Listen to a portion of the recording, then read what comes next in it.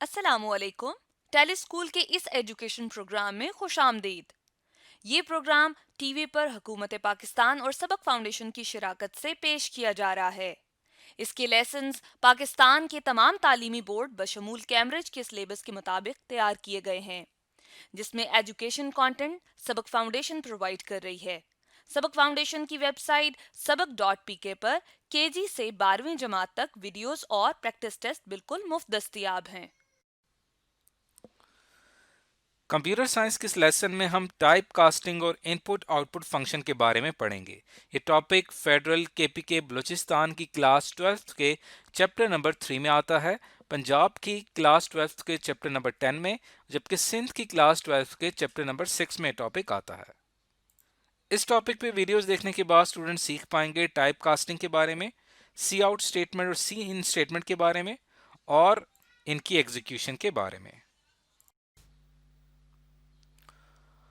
आज के कंप्यूटर के लेसन और इससे मुंसलिक वीडियोस को घर बैठ के देखने के लिए आप सबक.pk की वेबसाइट पे जा सकते हैं। यहाँ पर तमाम बोर्ड्स की 9वीं से 12वीं जमात तक कंप्यूटर साइंस के सारे टॉपिक्स पर वीडियोस और प्रैक्टिस टेस्ट बिल्कुल मुफ्त मौजूद हैं। इनके जरिए आप अपने कॉन्सेप्ट्स को पुख्ता करके इम्तहानात में शानदार नंबर हासिल कर सकते हैं।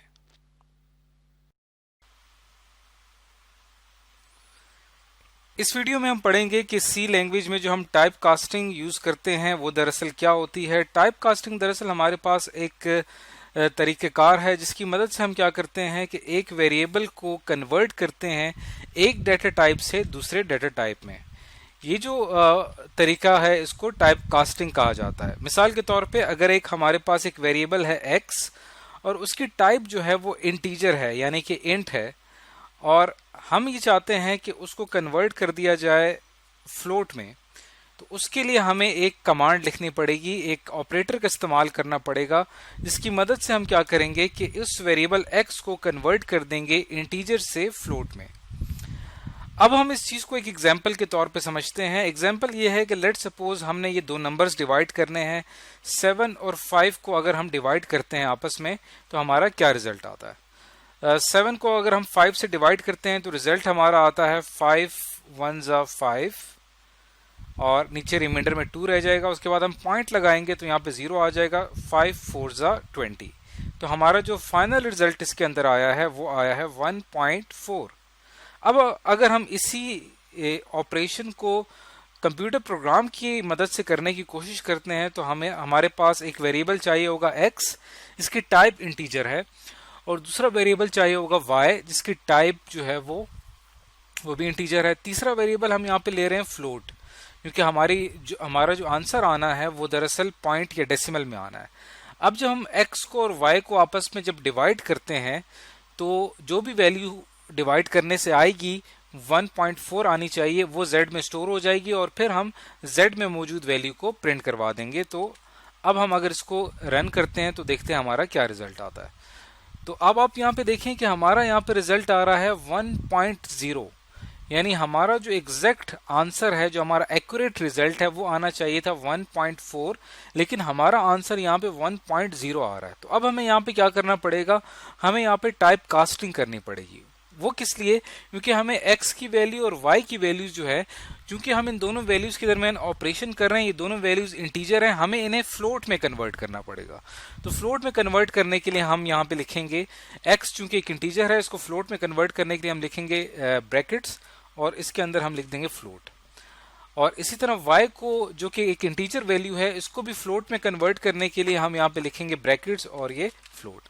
अब क्या होगा कि x की वैल्यू और y की वैल्यूज जो हैं वो अब फ्लोट में कन्वर्ट हो चुकी हैं। अब ये फ्लोट वैल्यूज हैं, इंटीजर वैल्यूज बाकी नहीं रही। अब जब इनके अंदर डिवाइड का प्रोसेस होगा तो z के अंदर 1.4 ही स्टोर होगा। अब अगर हम इसको कंपाइल एंड रन करते हैं तो आप देखें कि हमारा जो रिजल्ट आया है वो आया है 1.4। तो इसके अंदर आपने देखा कि टाइप कास्टिंग से हमारे जो ओवरऑल प्रोग्राम की एक्यूरेसी है वो कितनी ज़्यादा बढ़ जाती है, हमें एक्यूरेट रिजल्ट्स हासिल होते हैं टाइप कास्टिंग के ज़रिए। तो टाइप कास्टिंग का बस आपने तरीका समझना है कि आपने अगर एक वेरिएबल इंटीजर है उसको अगर आपने फ्लोट में कन्वर्ट करना है तो उस x वेरिएबल के आगे आपको फ्लोट लिखना पड़ेगा। इसी तरह कुछ और मैं आपको यहाँ पे एग्जांपल देता हूँ। जैसे फ्लोट एक वेरिएबल है z, अगर मैं इसको करेक्टर में कन्वर्ट करना चाहता हूँ तो करेक्टर में कन्वर्ट करने के लिए मुझे क्या करना पड़ेगा, इसको यहाँ मुझे लिखना पड़ेगा फ्लोट। अब हम यहाँ पे एक करेक्टर वेरिएबल अगर लेते हैं, करेक्टर मिसाल के तौर पे p के नाम से मैं एक वेरिएबल ले लेता हूँ करेक्टर p। अब हमारे पास जो फ्लोट वेरिएबल है z, इसको मैं करेक्टर में कन्वर्ट करना चाहता हूँ। तो यहाँ पे मैं लिखूंगा p is equal to brackets character z। अब हमारे पास जो ये z वेरिएबल था जो कि एक फ्लोट वेरिएबल है, उसको अब हम कन्वर्ट कर चुके हैं करेक्टर में, और जो भी वैल्यू थी z की उसको हम स्टोर करवा चुके हैं p में। तो अब अगर हम इसको प्रिंट करते हैं, हमने यहाँ पे प्रिंट स्टेटमेंट लिखी है जहाँ पे हमने %c, चूंकि एक करेक्टर वेरिएबल p की वैल्यू को हम प्रिंट करवा रहे हैं, उसके लिए फॉर्मेट स्पेसिफायर हमने %c इस्तेमाल किया, कॉमा p।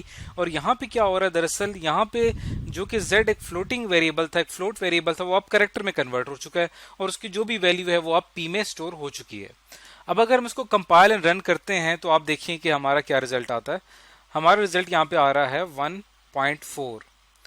1.4 जो है ये इस प्रिंट की स्टेटमेंट की वजह से आ रहा है, और उसके साथ आपको छोटा सा करेक्टर वैल्यू प्रिंट होती हुई नजर आ रही है जो कि जीरो नहीं है बल्कि कोई सिंबल है या कोई खास कोई निशान है। ये खास तौर पे इस p की वैल्यू प्रिंट हो रही है। अब अगर हम इसको मिसाल के तौर पे न्यू लाइन कर देते हैं ताकि हमें वैल्यूज अलग-अलग मिल जाए, तो अब अगर हम इसको कंपाइल और रन करते हैं तो देखते हैं क्या रिजल्ट आता है। तो जैसे ही हम इसको कंपाइल और रन करते हैं तो देखिए 1.4 जो है ये हमारी प्रीवियस वैल्यू थी, और ये जो आपको नीचे करेक्टर प्रिंट हुआ हुआ नजर आ रहा है ये दरअसल इस p की वैल्यू है। यानी z की जो वैल्यू थी 1.4 वो इस p में स्टोर हुई, और p चूंकि एक करेक्टर है तो वो सिर्फ करेक्टर प्रिंट करता है, वैल्यू प्रिंट नहीं कर सकता। तो यहाँ पे हमने जो p 1.4 जो था वो दरअसल एक किसी करेक्टर की आस्की वैल्यू थी और वो करेक्टर यहाँ पे प्रिंट हो गया।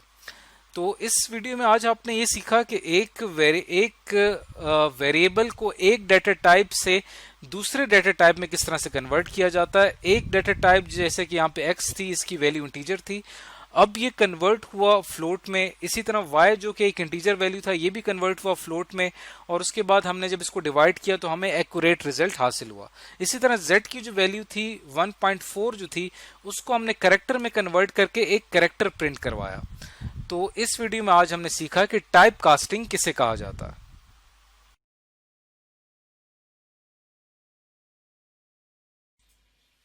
हेलो स्टूडेंट्स, हमारी आज की वीडियो का टॉपिक है आउटपुट हैंडलिंग इन C++, जिसको हम लोग पढ़ेंगे सी आउट स्टेटमेंट की मदद से। सबसे पहले सीखते हैं कि हमारे पास आउटपुट हैंडलिंग से क्या मुराद है। आउटपुट हैंडलिंग से हमारी ये मुराद होती है कि हम लोगों ने कोई भी डाटा को हमने आउटपुट करना हो। फॉर एग्जाम्पल, हमने किसी डाटा को अपनी स्क्रीन के ऊपर डिस्प्ले करवाना हो तो हम लोगों ने लिखा display some data to screen. इसी तरह आउटपुट हैंडलिंग की एक और एग्जाम्पल हो सकती है कि फॉर एग्जाम्पल हमने कुछ डाटा जो है राइट करना हो, यानी कि आउटपुट करना हो किसी फाइल के ऊपर या किसी स्टोरेज डिवाइस के ऊपर। आज हम लोग वीडियो में इस आउटपुट हैंडलिंग में पहली चीज को समझेंगे कि अगर हमने अपने प्रोग्राम की मदद से किसी भी डाटा को आउटपुट करना हो अपने मॉनिटर की स्क्रीन के ऊपर तो ये काम हम लोग कैसे कर सकते हैं। और फिर इसी C++ की आगे वाली वीडियोस में जाकर हम लोग डाटा को फाइल में आउटपुट करना भी सीखेंगे। जब भी हमने मॉनिटर के ऊपर किसी चीज को डिस्प्ले करवाना होता है तो उसके लिए हम लोग इस्तेमाल करते हैं सी आउट स्टेटमेंट का, जो कि C++ के अंदर एक बहुत ही ज्यादा इस्तेमाल होने वाली स्टेटमेंट है। ये हमारे पास हेडर फाइल iostream.h को इस्तेमाल करती है। यानी जब कभी भी हम लोग अपने प्रोग्राम के अंदर सी आउट की स्टेटमेंट लिखेंगे तो ये हमारे पास सी आउट क्या काम करती है और सी आउट का जो कोड है इटसेल्फ वो हमारे पास मौजूद होता है iostream.h की हेडर फाइल के अंदर। इस बात का ये मतलब है कि अगर यहाँ पर हमने अपने कोड के अंदर किसी चीज को प्रिंट करवाना है अपने मॉनिटर के ऊपर तो सबसे पहला काम हमने ये करना होगा कि हम लोग इंक्लूड कर दें अपनी हेडर फाइल iostream को इस प्रोग्राम के अंदर।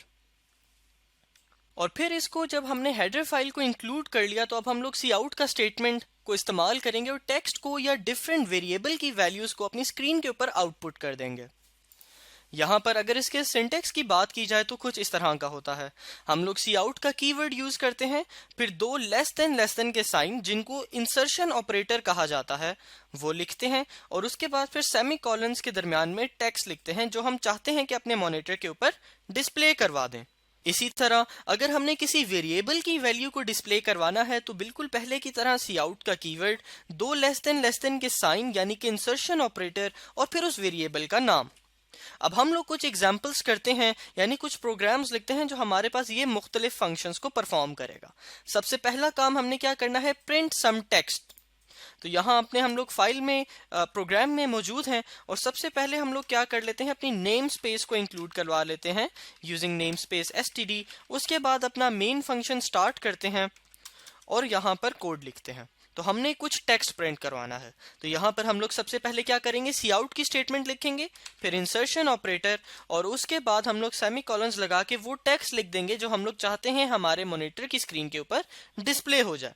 तो यहाँ पर फॉर एग्जाम्पल हम लोग लिख देते हैं आई लव पाकिस्तान, और इसको स्टेटमेंट को हमने हमेशा एंड करना है एक सेमी कॉलन के साथ। अपने प्रोग्राम को सेव कर लेते हैं फॉर एग्जाम्पल code1 के नाम से, और अब इस प्रोग्राम को हम लोग एग्जीक्यूट में जाकर कंपाइल एंड रन करते हैं।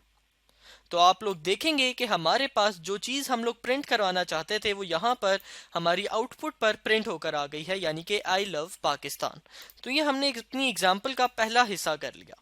अब उसके बाद हमें कहा जाता है प्रिंट सम वेरिएबल्स, यानी यहाँ पर अपने प्रोग्राम के अंदर मैं कुछ वेरिएबल्स बना लेता हूँ, फॉर एग्जांपल इंटीजर a जिसकी वैल्यू सेट कर देते हैं 5।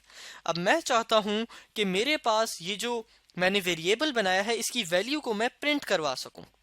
तो फॉर एग्जांपल यहाँ पर हम लोग सी आउट कर देंगे इस वेरिएबल की वैल्यू को किस तरह, यहाँ पर सिंपल इंसर्शन ऑपरेटर के बाद इस वेरिएबल का नाम लिख के, जो कि है a। यहाँ पे हमने सेमी कॉलन लगाया और स्टेटमेंट को एंड कर दिया। इसको सेव करते हैं, एग्जीक्यूट में जाके कंपाइल एंड रन करते हैं। तो आप लोग देखेंगे कि a की जो वैल्यू थी जो कि थी 5, वो यहाँ पर आके हमारे पास प्रिंट हो गई है, यानी हमने एक वेरिएबल की वैल्यू को प्रिंट करवा दिया। अब इसी तरह अगला काम क्या है, हमने कुछ टेक्स्ट को भी प्रिंट करना है और वेरिएबल्स को भी प्रिंट करना है, और मैं चाहता हूं कि ये काम मैं एक ही लाइन में करूं, यानी इसको मैं 2 लाइंस में भी कर सकता हूं। फॉर एग्जांपल मैं पहले की तरह यहाँ पर टेक्स्ट प्रिंट करवाने के लिए यहाँ पर लिख दूं यहाँ पर हम लोग लिख लेते हैं आई लव पाकिस्तान, और यहाँ पर इस स्टेटमेंट को हम लोग एंड कर दें। तो जब ये वाली स्टेटमेंट चलेगी आई लव पाकिस्तान लिखा हुआ आ जाएगा, और उसके बाद ए की वैल्यू भी लिखी आ जाएगी। कंपाइल एंड रन करके देखते हैं तो बिल्कुल आप लोग देख सकते हैं आई लव पाकिस्तान और फिर ए की वैल्यू जो कि थी 5। लेकिन मैं चाहता हूं कि ये दोनों काम मैं एक ही स्टेटमेंट में करूं, ये 2 दफा मुझे स्टेटमेंट ना लिखनी पड़े। तो ये काम भी हम लोग बासानी कर सकते हैं। किस तरह, हमने पहला इंसर्शन ऑपरेटर लगाया और उसके बाद टेक्स्ट लिख दिया। अब इसके बाद अगर मैं कोई और चीज प्रिंट करवाना चाहता हूं, जिस तरह यहाँ पर हमने कोई वेरिएबल की वैल्यू प्रिंट करवानी है, तो मैं दोबारा इस्तेमाल करूंगा इंसर्शन ऑपरेटर का और उसके बाद ए टाइप कर दूंगा। इससे क्या होगा कि पहले मेरे पास ये वाली चीज प्रिंट हो जाएगी और उसके बाद ये वाली चीज प्रिंट हो जाएगी, और ये 2 स्टेटमेंट्स में जो पहले हम काम कर रहे थे वो अब हमने एक ही स्टेटमेंट में कर लिया। एग्जीक्यूट में जाके कंपाइल एंड रन करते हैं। यहाँ पर आप लोग देख सकते हैं आई लव पाकिस्तान और 5।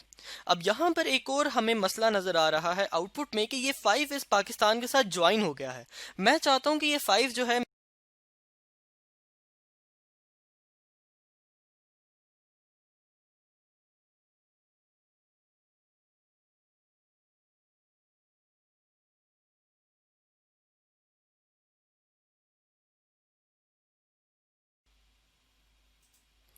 हेलो स्टूडेंट्स, हमारी आज की वीडियो का टॉपिक है इनपुट हैंडलिंग इन C++ और सी इन स्टेटमेंट। सबसे पहले स्टार्ट करते हैं इनपुट हैंडलिंग के कॉन्सेप्ट के साथ। इनपुट हैंडलिंग यहाँ पर डिफाइन हम लोग करते हैं providing data into the program from outside source. इस बात का ये मतलब है कि जब कभी भी हम लोग कोई C++ लैंग्वेज का कोई प्रोग्राम लिखते हैं और उस प्रोग्राम को किसी डाटा की जरूरत पड़ती है, अब वो डाटा हमारे पास उसको यूजर भी प्रोवाइड कर सकता है, यानी जो बंदा प्रोग्राम को इस्तेमाल कर रहा है, या हम लोग मौजूद अपने कंप्यूटर के अंदर किसी फाइल की मदद से उस डाटा को उठा सकते हैं। तो ये हम लोग जो प्रोग्राम को डाटा दे रहे हैं, किसी आउटसाइड सोर्स की मदद से। इस चीज को कहा जाता है कि हमारा प्रोग्राम जो है इनपुट को रिसीव कर रहा है कहीं आउटपुट सोर्स की मदद से, किसी आउटसाइड सोर्स की मदद से। फॉर एग्जाम्पल, हमने जो है एक प्रोग्राम बनाना है जो यूजर से उसकी एज के बारे में पूछता है। तो जैसे ही हमारा प्रोग्राम रन होगा, हमारे यूजर जो है कुछ एज एंटर करेगा कीबोर्ड की मदद से। अब वो जो उसने अपनी एज एंटर की है, उस एज को हमारा प्रोग्राम इस्तेमाल करेगा। तो ये हम लोग जो है यूजर की मदद से उसकी एज जो है अपने पास लेकर आ रहे हैं, यानी उसकी एज को इनपुट कर रहे हैं।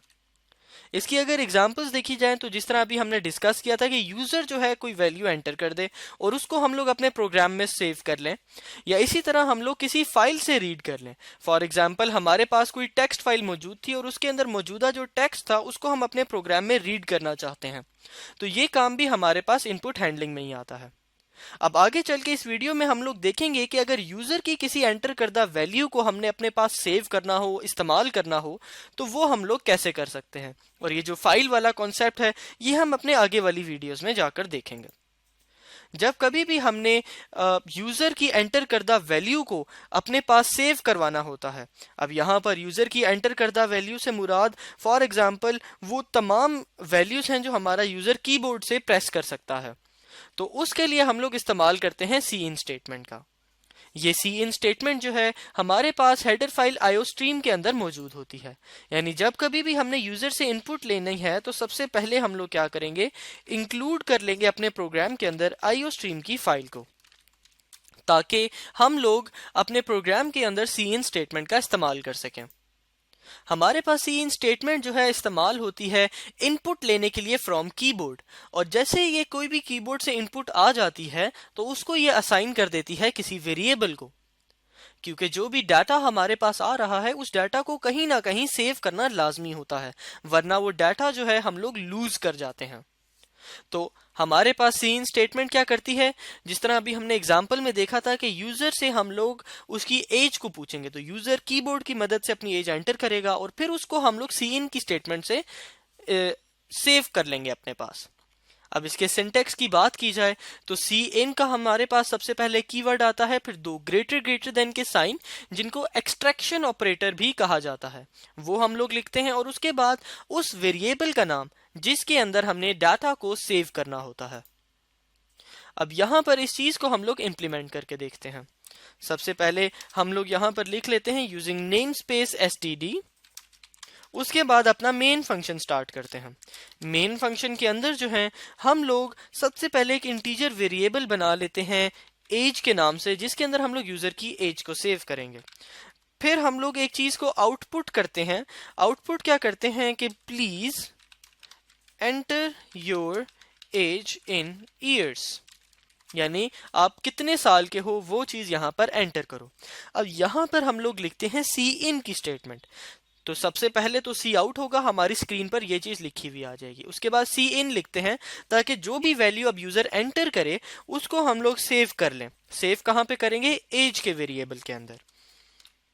अब जैसे ये हमारे पास सेव हो जाएगी तो उसके बाद जो भी हमने वैल्यू सेव की है उसको हम लोग सी आउट की मदद से प्रिंट करवा देंगे। यहाँ पर सबसे पहले सी आउट में एक लाइन छोड़ देते हैं और फिर उसके बाद हम लोग यहाँ पर प्रिंट कर देते हैं योर एज इज, और उसके बाद एज वेरिएबल की वैल्यू को प्रिंट कर देते हैं। इस चीज को एग्जीक्यूट में जाके कंपाइल एंड रन करके देखते हैं। हमसे पूछा जा रहा है please enter your age in years, तो फॉर एग्जांपल यहाँ पर हम लोग एंटर करते हैं 24। एंटर करते हैं तो आप देखेंगे कि उस वैल्यू को हमने एज के अंदर सेव किया और फिर एज की वैल्यू को हमने यहाँ पर सक्सेसफुली प्रिंट भी करवा दिया कि योर एज इज, एज का वेरिएबल जो कि जिसके अंदर हमने 24 को सेव कर लिया। अब यहाँ पर देखते हैं कि ये सी इन की स्टेटमेंट काम किस तरह करती है। सी इन की स्टेटमेंट जब भी हमारे पास प्रोग्राम में आती है तो हमारा कंपाइलर जो है इंतजार करना शुरू हो जाता है यूजर की इनपुट का। यानी जब मैंने इसको एग्जीक्यूट किया तो ये सबसे पहले सी आउट की स्टेटमेंट रन हुई, अब उसके बाद सी इन की स्टेटमेंट आ गई। तो अब ये जो मेरा प्रोग्राम है ये इंतजार करता रहेगा मेरी इनपुट का, यानी जब तक मैं यहाँ पर कीबोर्ड से कुछ प्रेस करके एंटर नहीं करूंगा मेरे पास ये प्रोग्राम आगे नहीं चलेगा। तो सी इन की स्टेटमेंट जहां पर भी आती है हमारा कंपाइलर जो है वहां पर यूजर की इनपुट का इंतजार करता है। अब जैसे ही मैं यहाँ पर 24 लिख के एंटर प्रेस करूंगा तो फिर मेरा कंपाइलर क्या करेगा कि जो भी मैंने वैल्यू एंटर की थी उसको सेव कर देगा इस वेरिएबल के अंदर। यानी जो भी डाटा एंटर होता है वो असाइन कर दिया जाता है किसी वेरिएबल को, यानी किसी वेरिएबल को दे दिया जाता है। और